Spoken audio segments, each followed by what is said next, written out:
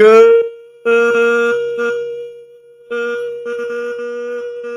morning, everyone, and welcome into Wake and Take. It's your boy Jason, and we have a ton of football to talk about today. It's Friday, so I hope you guys have had a good morning. I hope you guys have a good rest of your day. We've got, again, some football to talk about. Let's go ahead and talk about it. Let's sit back. Let's relax. Let's sip our coffee and let's enjoy the show.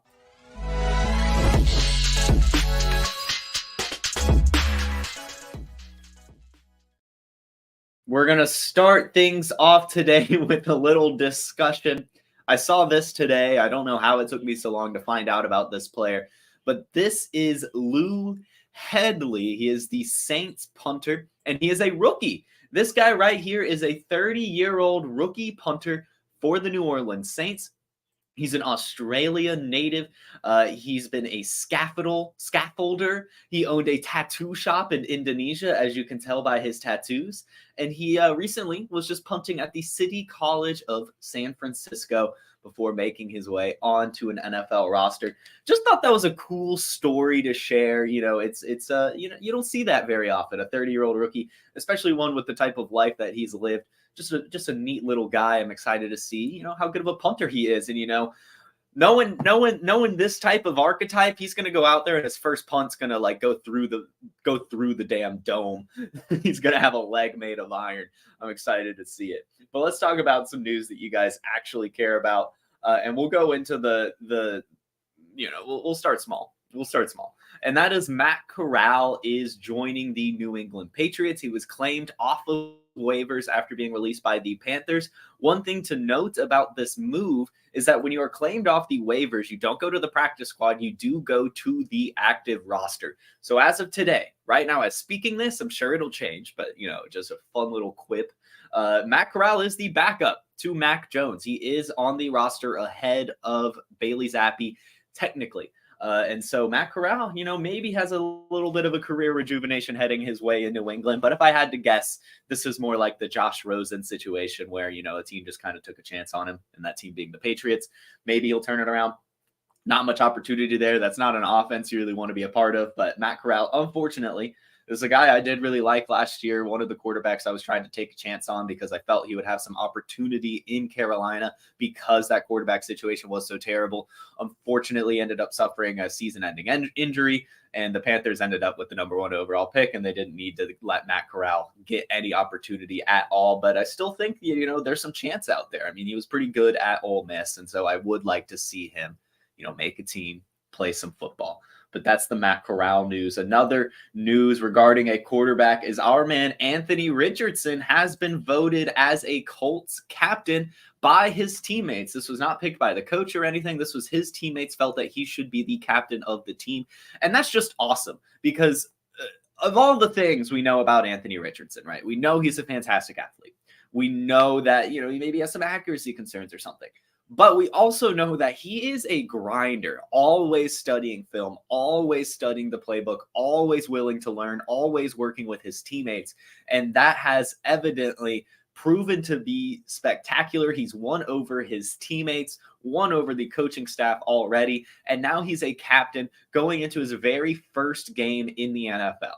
And if that doesn't tell you how good of a quarterback Anthony Richardson is going to be, I don't know what does. I've been saying all offseason, PlayerProfiler's basically been saying all offseason too, that this guy is bust proof. He's going to be a phenom. The athleticism is there. The head on the shoulders is there. Everything is adding up. He's got the coaching staff, the weapons, it is just such a perfect picture that has been painted for Anthony Richardson. And I love to see this. I love to see that he is the captain of the team already. And I'm just excited for what's going to happen, man. I really do think it's going to be something special. I really, really, really do. And the Harry Snowman says that speaks a rookie quarterback voted captain. It's true. Yeah, I looked into it. I don't think the Texans or the Panthers captains lists are out yet. I couldn't find anything. But Bryce Young or CJ Stroud, they haven't been voted captain yet. They might be. Bryce Young especially might be just kind of a similar thing. He does, has one over the locker room and everything. But Again, guys, Anthony Richardson, bust proof. You got to be a dog. Love it, love it, love it. Let's see. We'll talk about Jonathan Taylor here real quickly because I do see a question about Jonathan Taylor, so why not? This is just really quick. There's no actual news on this, but just the way the running back market has been, I thought it'd be interesting to talk about. Where is it? Where's my note? What was the actual money offered to him? I guess I didn't write down the actual money. But I did see that if the Dolphins or the Packers, as we talked about yesterday, one of those two teams that were in the market for trading for Jonathan Taylor, both of them, it has been reported, both of those teams would have been comfortable paying Jonathan Taylor top of the market money, which, is very interesting because, this offseason basically has solidified that the running back market really sucks. But Jonathan Taylor, being the athlete that he is, the running back that he is, still would have let the Dolphins or the Packers pay him top dollar. And so, just saying, guys, the running back position isn't dead yet. There's still some guys out there that will get paid a ton. And it's just, a situation by situation thing. But for those of you who have been maybe fading the running back position in Dynasty, just stop it. These guys are still very important on the football field. Some teams still love them. It's just, situation by situation, player by player. And so Paul asks, since JT is out, I'm forced to start Terry if healthy, Marvin Mims or Deion Jackson. Thoughts on the best start? If Terry McLaurin is out there, you probably just got to roll with him. But if Zach Moss is out, I would go with Deion Jackson. I've been saying this week that I do believe if you want to start a Colts running back in lieu of Jonathan Taylor at the beginning of the season, it's probably going to be Deion Jackson. I think Evan Hull will take some time to actually earn the volume on the team. You're not just going to be given volume. And Deion Jackson, he looked good last season. Obviously wasn't like fantastic or anything, but still produced well for fantasy football teams. So if Zach Moss is out, I would definitely be looking into starting Deion Jackson week 1. But if Zach Moss is in, you might be able to get away with Zach Moss. On yesterday's show, we did say that it did come out. It was reported by The Athletic. It was reported by Rotoballer that Zach Moss would be the starter if healthy, returning from that broken arm. So it's going to be just a very, very murky situation right behind Jonathan Taylor. Go with the vets before you go to Evan Hull until the end of the season when, the rookies actually earned the volume. A big news update that came out yesterday is that TJ Hockenson is the highest paid tight end in the league. He has signed a contract extension with the Vikings, $68.5 million per Adam Schefter, resetting the tight end market. It is a $17.15 million annual average with 42.5 guaranteed. Both of those are the highest for a tight end in NFL history. TJ Hockenson passes Darren Waller just barely. Darren Waller makes about $17 million a year. So basically the same money of TJ Hockenson. George Kittle, he makes $15 million. Travis Kelce makes 14.3, Dallas Goedert 14.25, and Mark Andrews 14 million. Yes, all of those people make more money than Saquon Barkley, maybe deservedly so. We'll see. But congratulations to TJ Hockenson. He had a fantastic year last year when he moved to the Vikings. You look at the stats, and it was just really, really phenomenal. His first game against the Commanders, 9 targets, 9 receptions, 70 yards. Then 10 targets and 7 receptions, then 9 targets, then 6 targets and a touchdown, then 6 targets, then 8 targets, then 9 targets. Then, guys, a 16 target, 13 reception, 109-yard, 2 touchdown game on the Vikings, just absolutely performing. After that, he followed that up with a 12-target game and an 11-target game. TJ Hockenson is in for a world of volume next season. Anyone who had any doubts about TJ Hockenson going into next year, I'm sorry that you doubted him, and I'm sorry that you felt that Jordan Addison was somehow going to out-target this type of athlete. Last year, number 2 in targets among tight ends, number 5 in target share, number 5 in snap share, number 3 in air yards, number 2 in receptions and receiving yards, and even was number 3 in unrealized air yards, so there was still some left on the table. And of course, he finished 4th points per game. TJ Hockenson, again, in for a massive year. I'm assuming his ADP will take a little bit of a jump, similar to what happened to Cole Kmet when he signed his contract extension. And I think it's well worth it. I mean, you're attaching yourself to a high octane Vikings offense and a guy that is not going to be covered as much because Justin Jefferson's going to command so much coverage. TJ Hockenson is going to average 8+ targets a game again this year for the Vikings, maybe 7, but still he's going to have it. So much volume is going to go his way, and it's going to be something special. I assume he should be jumping the Darren Wallers and Kyle Pittses of the world. I think it should go Travis Kelce, Mark Andrews, TJ Hockenson, Kyle Pitts, Darren Waller. I know that's not how it's going. That's how it should be going. In fact, I would maybe even be taking Kittle over Waller, but maybe that's just the hater within me. But TJ Hockenson, congratulations. Congratulations, TJ Hockenson. What a thing. Somebody asked just real quick, did I ever take the S2 test? No, they didn't ever get back to me. They ignored my email and they stopped it was traveling around the country where you could do it. I think the S2 test in particular got too popular and they actually canceled the bus tour going around. So it didn't even come to me. There is one in Tennessee. It's like a 5-hour drive. That's the only one that gives the football test. I emailed them, tried to get in contact. It's been like months now and they haven't gotten back, but I should probably, hit them back up because I do really want to take it. I think it'll be fun. I think it'll be really fun. Let's see. Next up on the news, let's talk about Mike Evans. It was reported this morning that Mike Evans has stopped, contract talks with the Buccaneers, and it is expected that this will be his last season in Tampa. That's fine, right? I mean, he's getting up there in age. He's been there his entire career, an illustrious career. If they're not going to pay him, go try to get some money somewhere else and maybe try to get another ring. So I'm excited to see what he can do this season. The last time wearing the pewter and the red, and we'll see him in the orange spice this year as well. So it'll be cool. Hopefully he gets a nice little send off here. We've talked about it a lot this offseason. I do think that both really all the Buccaneers are incredible fantasy football values. That team is going to suck a ton, but they're still going to score fantasy points because there's going to be so much garbage time and everything. So I think Mike Evans is going to have some big games. Chris Godwin's still going to command a ton of volume. Rashad White's going to command a ton of volume. And this offense will be good for fantasy football. So I would recommend taking a chance on some of these Buccaneers players if they fall to you in the draft because their ADP is low. Next up, yesterday or a few days ago, I was a little upset when the Lions released Craig Reynolds. They did end up re-signing him, and it wasn't even a re-signing to the practice squad like some have done, getting cute with it. They did re-sign Craig Reynolds to the actual active roster, so that is the RB3 in Detroit. Him and Zonovan Knight probably right behind him. Pretty good.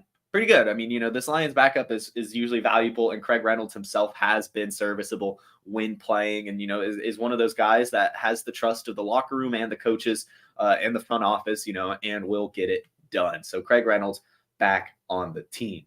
And then, guys, we have an update on the Tyreek Hill situation. It has come out reported by by Ian Rappaport that Tyreek Hill and his off-the-field issues have led to no action by the league. The NFL will not be doing anything for Tyreek Hill for the I guess it was like battery or assault or whatever when he slapped the marina worker for trying to kick him and his girlfriends out. He's good. He'll be playing football, as we said, right? As we all knew, a superstar like Tyreek Hill. If anything, it was going to be a slap on the wrist. But given everything was settled, I believe, or maybe it was even dropped. I don't remember. But yeah, no action is going to be taken. Tyreek Hill is going to be out there. It is what it is. Cooper Kupp had a minor setback yesterday in his hamstring recovery. He is day to day, as they say, day to day, which is not what you want to hear at this time of year. We're a week away from football, and day to day usually means about a week. And with those hamstring injuries, they linger for so long. And so I would be worried with Cooper Kupp. It sounds like it's going to take until, like week 3 before he's fully healthy again. And if they don't, let him, like if they put him out week 1, I mean, we could be talking about this lingering really all season because he's not going to have any time to heal. He's going to be playing through a tweaked hamstring throughout the year, and those do not go away, speaking from personal experience as well. So it's a tough injury. It sucks. Luckily, he's not the most athletic player in the world. He does still excel because of his route running and finding spots in the defense and chemistry with Matthew Stafford. So even a 70% Cooper Kupp is still one of the best wide receivers in the league. So he'll probably be fine for points, but you just don't want to hear that he's still battling injuries. However, probably capitalize on the ADP dip that will happen as a cause of this weekend. He's still going to be a phenom. As we know, before he got injured last year, he was still on pace to repeat as the wide receiver 1 overall, finish the year averaging the most points per game among wide receivers. So he's still fantastic. Matthew Stafford's back. Sean McVay's still there, and it's really just him. So yes, the injury sucks, but he's still Cooper Kupp. You can still take your stabs at him. It'll be okay. Another injury that happened is that the Jeff Wilson landed on IR. I don't even know if the type of injury was disclosed. I don't really see anything about it. But he landed on IR. And guys, I got a little hate for it. But I did say, as I've been touting Devon A-Chain, and we've been talking about players potentially landing in Dolphins as running backs, Jeff Wilson's the odd man out in Miami and always has been. I don't know where the narrative came from that Jeff Wilson is the starter over Raheem Mostert. Mostert is a much better athlete, produces much better. And I mean, it's as simple as just looking at the profiles to see this.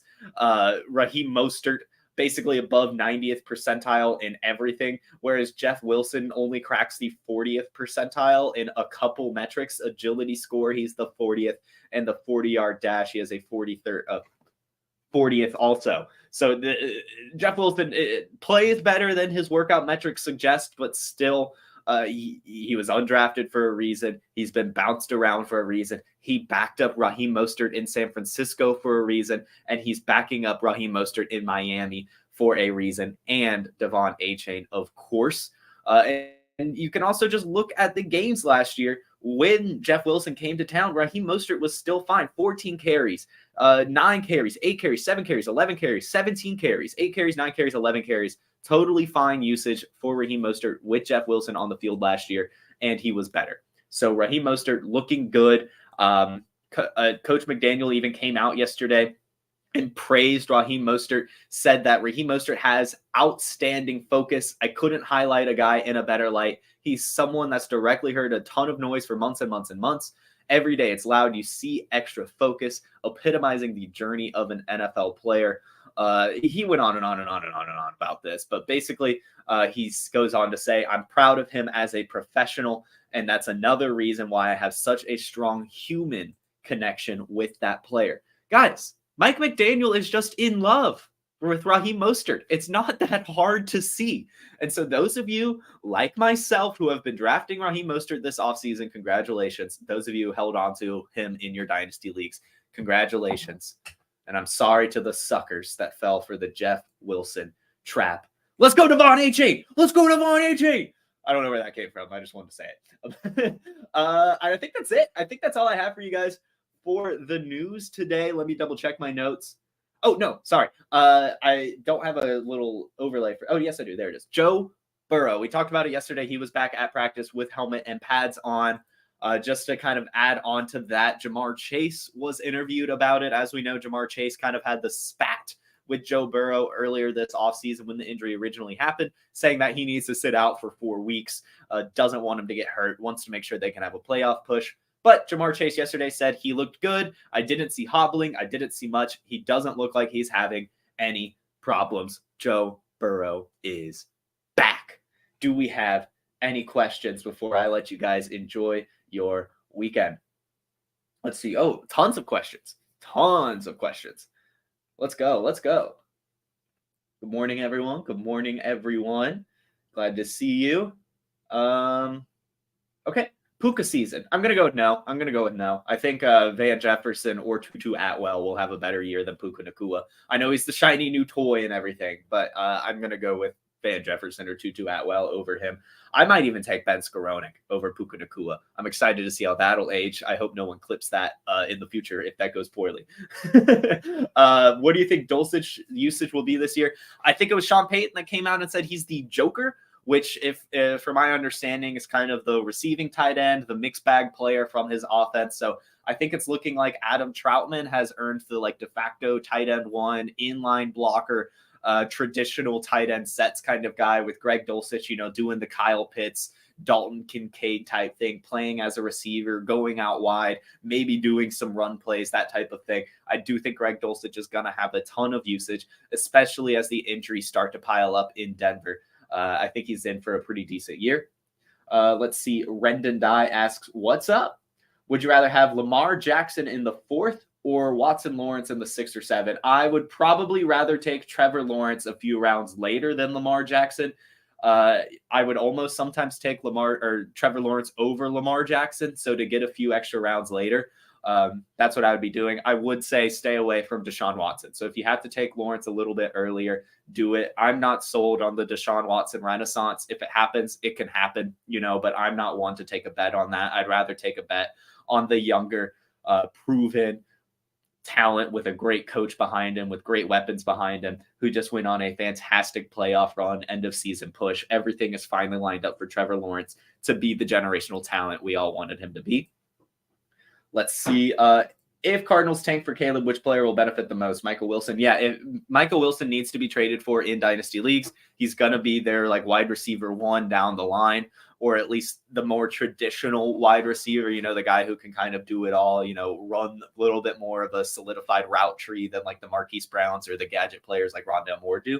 So I do think that Michael Wilson is worth rostering. However, I do want to say I don't want to Sharpie Caleb Williams to the Cardinals, even if they get the number 1 overall pick. We just saw the number 1 overall pick traded this year for a massive, massive haul. And I think that would help a team like the Cardinals much better than just trading away Kyler and keeping Caleb Williams. Because when you look at it, you're probably going to be able to get a lot more on the trade market for Caleb Williams than you would with an injured Kyler Murray. And I think that's the route that they would end up taking. So I'm not on that train that the Cardinals have a new quarterback next year yet. We'll see how it goes, but I do still think that it makes a lot of sense to still roll with Kyler Murray. He's still young. He's been with the organization, and you're not going to be able to get as much for him as you probably could for your number 1 overall pick if you do land that thing. So, guys, thank you all for tuning in. That was a fun, fantastic episode. You guys were a fun, fantastic audience.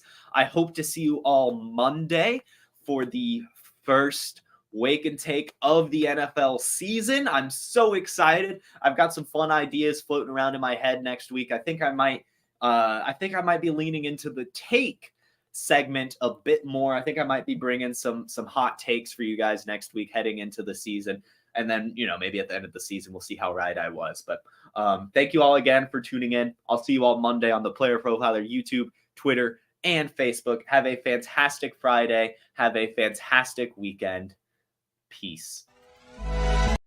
Hey, I want to take a moment to thank you for tuning in. It's important to me that all of our media be free. This is only possible because of you, allowing a true independent sports media enterprise to thrive unlike any other in the business.